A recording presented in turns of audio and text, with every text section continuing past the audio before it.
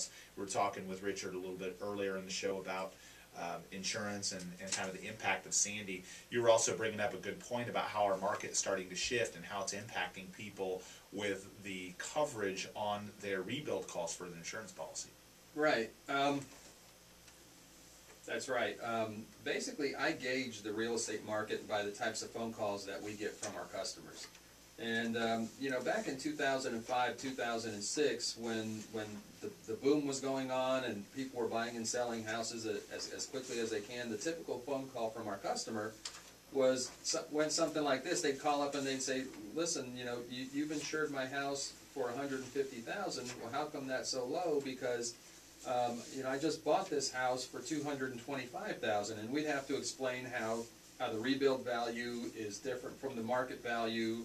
That market values go up and down, but the price of 2x4s and cement blocks and wiring doesn't go up and down as much. So because you know we're in such a building boom, that's how come we're only insuring it for $150,000, because the retail value was much higher than that. Then that kind of switched in the last few years, and it's kind of gone the other direction, where people are calling us up and saying, you know, you've insured my house for $150,000. Why is that so high? Because right now, if I were to go to sell it, I could only sell it for $100,000, and we'd have to explain the same thing, but in reverse. You know, that the price of 2x4s and cement blocks didn't drop as much as the housing market did. So we still have to be able to rebuild their house, so that's why we have to insure it for that $150,000.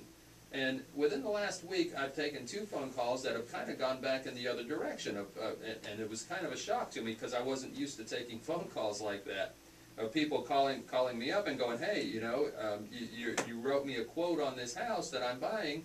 You only wrote the quote for $150,000, yet I'm buying it for $225,000. So how come you're trying to insure it so low?" And I'd have to go back and explain the whole thing. So it seems like we're kind of right in the middle of that shift, where we're shifting from the you know, from the buyer's market to the seller's market again, and we're starting to get those phone calls where people are wanting me to try to find ways to increase the dwelling value, because they're paying much more for the houses than what we're trying to insure them for, even though it may only cost $150,000, you know, to rebuild this house. They're paying $200,000, $225,000 because it's a seller's market out there, and they're having to pay a premium for it. No, and it's a valid point, because I think, again, the consumer's mindset changes. You know, Absolutely, and I think that you know, it changes when you're dealing with a shift in a real estate market. Kind of changes the scenarios, and I think people naturally, you know,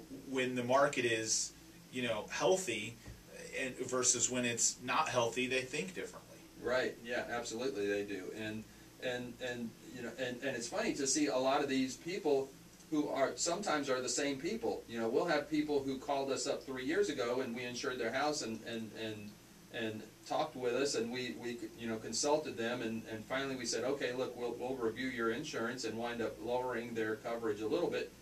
Now some of those same people are starting to call us back and wanting us to review their policy so that we can raise it again. Because they're concerned the value's higher, and that they don't want to especially in the. Do you think some of that'll happen? More of that'll happen like the coming weeks because of Sandy. Like people are seeing the devastation, or like, I want to make sure I'm fully insured. Yeah, absolutely, absolutely. And a lot of it is just going to be concerned people just wanting to review their policies, which is absolutely a prudent thing to do. You know, if you haven't talked with your real estate agent in the last 3 years, or if you deal with a 1-800 number somewhere who you don't have any idea who represents you, you need to build that relationship with your insurance agent, and you really need to sit down and consult with them, and just have them review your policies and make sure that you're properly insured, because things do change. Absolutely, right. They change in the market out there. Well, and it's hard for people, because you know, the other challenge that you have is you've got websites like Zillow and Trulia and all these websites that claim to be able to spit out an automated number. Right. And there's really no way anyone can just spit out an automated number. It's just irresponsible to do that, because no one's seen the inside of your home. They don't know what upgrades you have. They don't know if you. I mean, there's so many variables selling a home. And it's why it's why we put together TampaMarketAnalysis.com. We wanted to give people kind of an insight direct into the MLS that would take some of those features into consideration, and then we'd personally look at it and say, okay, do we need to make adjustments to this to be able to give someone an approximate value? Because there's no way that you can do it with a computer. We've got friends of ours up north that run large real estate companies, and it's interesting because they've attempted to put together these algorithms to make it so you can go online and find out like an automated evaluation and give an exact number. And then you've got like Bank of America and all the lenders that do something similar, but there's no way that they can be 100% correct.